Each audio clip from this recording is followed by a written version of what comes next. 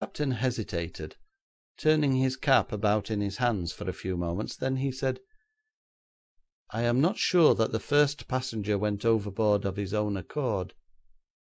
When the police hailed us at Denouval—" "You knew it was the police, then?"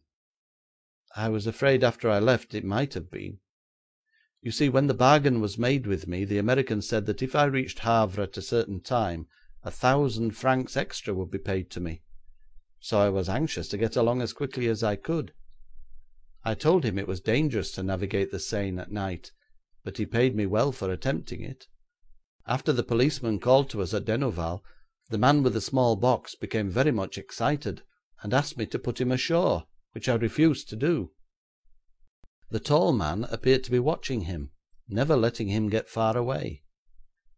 When I heard the splash in the water I ran aft, and I saw the tall man putting the box which the other had held into his handbag, although I said nothing of it at the time. We cruised back and forward about the spot where the other man had gone overboard, but saw nothing more of him. Then I came on to Meulan, intending to give information about what I had seen. That is all I know of the matter, sir." "Was the man who had the jewels a Frenchman?"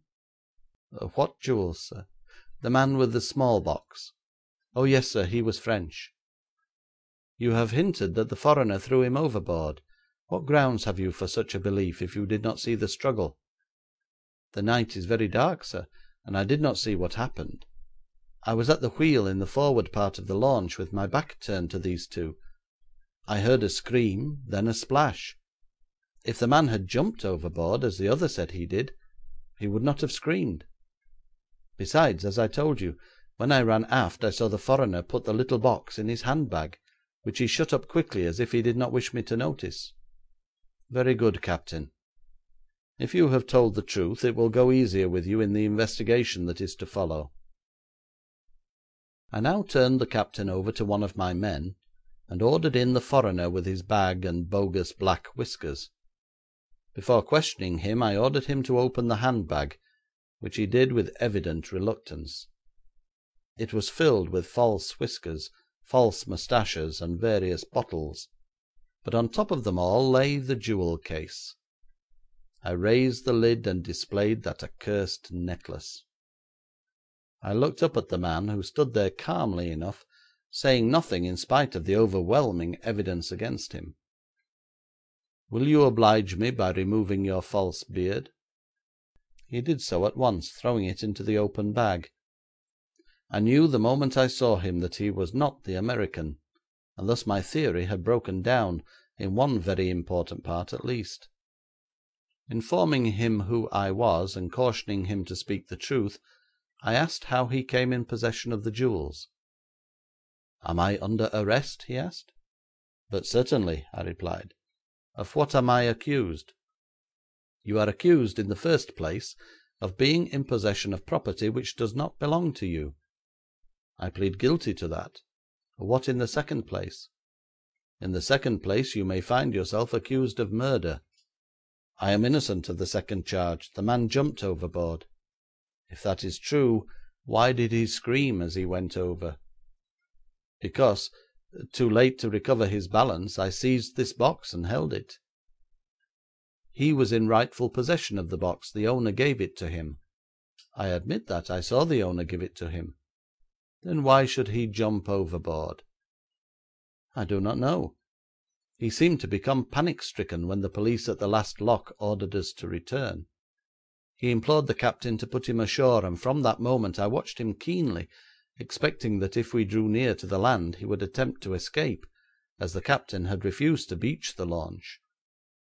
He remained quiet for about half an hour, seated on a camp chair by the rail, with his eyes turned toward the shore, trying, as I imagined, to penetrate the darkness and estimate the distance.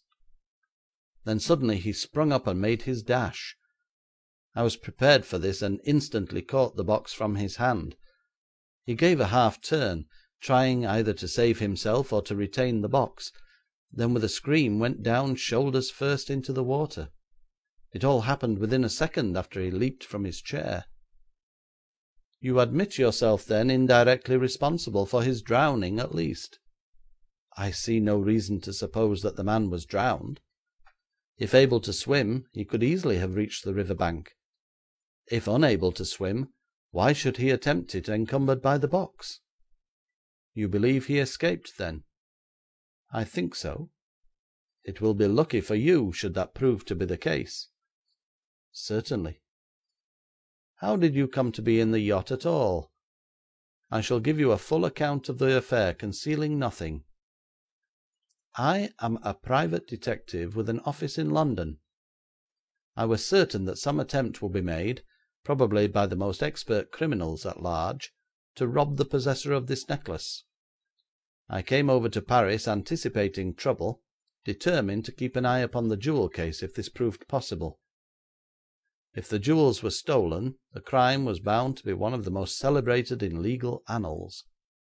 I was present during the sale, and saw the buyer of the necklace. I followed the official who went to the bank, and thus learned that the money was behind the cheque. I then stopped outside and waited for the buyer to appear. He held the case in his hand.' 'In his pocket, you mean?' I interrupted. 'He had it in his hand when I saw him.'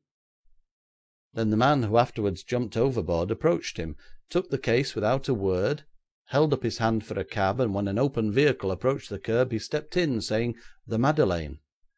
I hailed a closed cab, instructed the cabman to follow the first, disguising myself with whiskers as near like those the man in front wore as I had in my collection.' 'Why did you do that?' 'As a detective you should know why I did it. I wished as nearly as possible to resemble the man in front, so that if necessity arose I could pretend that I was the person commissioned to carry the jewel case. As a matter of fact, the crisis arose when we came to the end of our cab journey. The captain did not know which was his true passenger, and so let us both remain aboard the launch. And now you have the whole story. An extremely improbable one, sir. Even by your own account you had no right to interfere in this business at all.' 'I quite agree with you there,' he replied, with great nonchalance, taking a card from his pocket book, which he handed to me. 'That is my London address. You may make inquiries, and you will find I am exactly what I represent myself to be.' The first train for Paris left Meulan at 11 minutes past 4 in the morning. It was now 2:15. I left the captain, crew, and launch in charge of 2 of my men, with orders to proceed to Paris as soon as it was daylight. I, supported by the third man, waited at the station with our English prisoner, and reached Paris at 5:30 in the morning. The English prisoner, though severely interrogated by the judge, stood by his story. Inquiry by the police in London proved that what he said of himself was true. His case, however, began to look very serious when 2 of the men from the launch asserted that they had seen him push the Frenchman overboard, and their statement could not be shaken.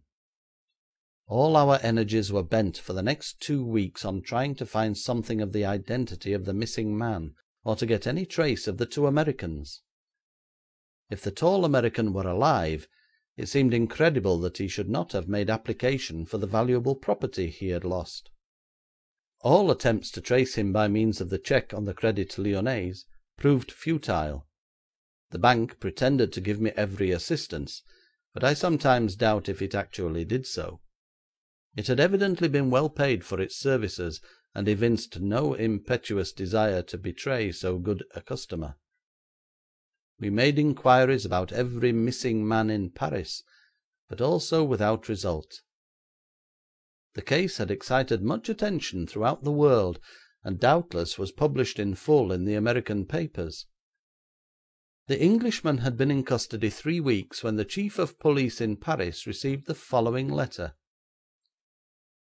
Dear Sir, on my arrival in New York by the English steamer Lucania, I was much amused to read in the papers accounts of the exploits of detectives, French and English. I am sorry that only one of them seems to be in prison. I think his French confrère ought to be there also. I regret exceedingly, however, that there is the rumour of the death by drowning of my friend Martin Dubois, of 375